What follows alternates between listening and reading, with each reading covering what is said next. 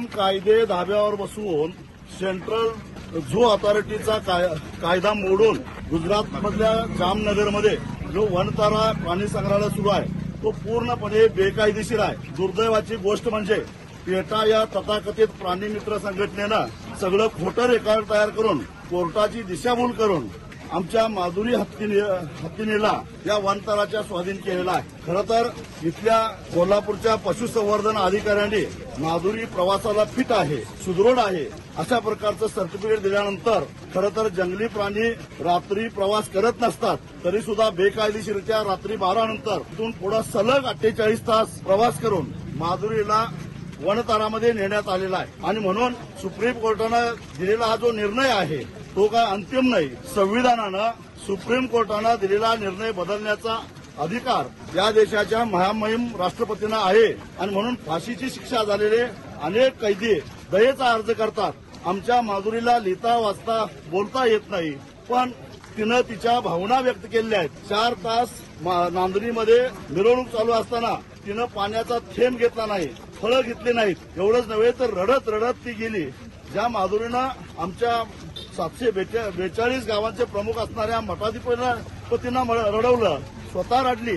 यावरून माधुरीला नांदणी मठ सोडायचा नव्हता हे स्पष्ट होतं आणि म्हणून माधुरीच्या वतीनं आम्ही सारेजण महामहिम राष्ट्रपतींना दयेचा अर्ज देण्यासाठी म्हणून जिल्हाधिकारी कार्यालयावर मूक मोर्चा घेऊन निघालेलो आहोत।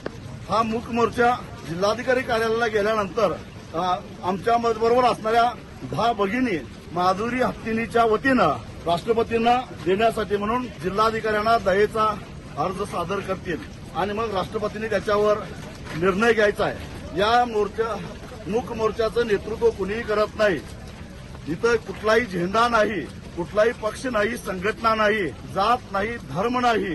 हे केवळ तथाकथित प्राणी मित्रांनी आमच्या परमप्रिय माधुरीवर कसा अन्याय केला आहे, या देशातल्या एका माजलेल्या उद्योगपतीनं आमच्यावर कसा अन्याय केला आहे ही कैफियत राष्ट्रपतींच्यापर्यंत पोहोचवण्यासाठी म्हणून ही हजारोच्या संख्येनं असणारी जनता मूक मोर्चा घेऊन निघालेली आहे।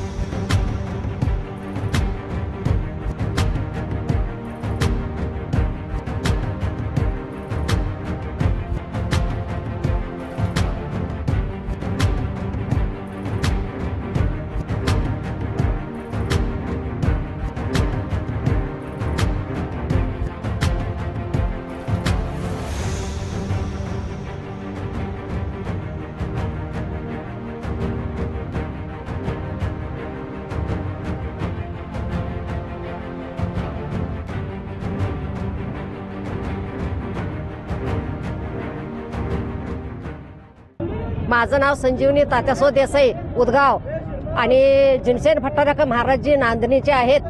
आम्ही महाराजजी पण आमचं उदगावचं हे आहे, त्यांनी मुलगा आहेत उदगावचं आणि पहाटे 5 वाजल्यापासून आम्ही हे मोर्चा काढलेला आहे आणि आमचं हत्ती आमची माधुरी आमचं आम्हाला परत द्यावे अशी आम्ही विनंती करत आहे।